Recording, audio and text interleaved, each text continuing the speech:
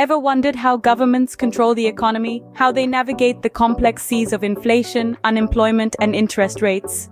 The secret lies in a tool known as monetary policy.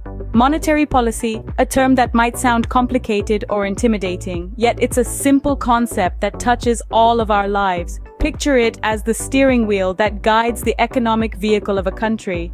Monetary policy, in essence, is the process by which a country's central bank or monetary authority manages the level of short-term interest rates and influences the availability and cost of credit in the economy. It's all about controlling the supply of money to help stabilize the economy, maintain low inflation, reduce unemployment, and support economic growth. Now, there are two main types of monetary policy: expansionary and contractionary. Imagine a car on a highway. Expansionary policy is like stepping on the gas pedal, injecting more money into the economy to stimulate growth. This is usually done in times of economic downturns, when unemployment is high and inflation is low. On the other hand, contractionary policy is like applying the brakes, slowing down the economy by reducing the money supply. This is done when the economy is overheating, with high inflation and low unemployment. But how exactly does a central bank control the money supply? Well, they have three main tools at their disposal.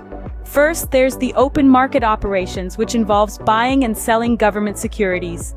When a central bank wants to increase the money supply, it buys these securities, effectively pumping money into the economy. Conversely, when it wants to decrease the money supply, it sells these securities, pulling money out of the economy. The second tool is the reserve requirement, which is the amount of money that banks must hold in reserve against deposits made by their customers.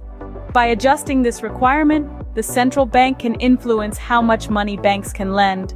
Lastly, there's the discount rate, the interest rate charged by the central bank to commercial banks for short-term loans. By raising or lowering this rate, the central bank can make borrowing more or less attractive, thereby influencing the money supply.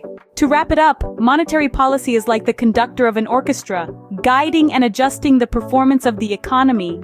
It's the process by which a country's central bank manages the level of short-term interest rates and influences the availability and cost of credit in the economy. It's the use of expansionary or contractionary policies, driven by open market operations, reserve requirements, and the discount rate, to stabilize the economy, maintain low inflation, reduce unemployment, and support economic growth.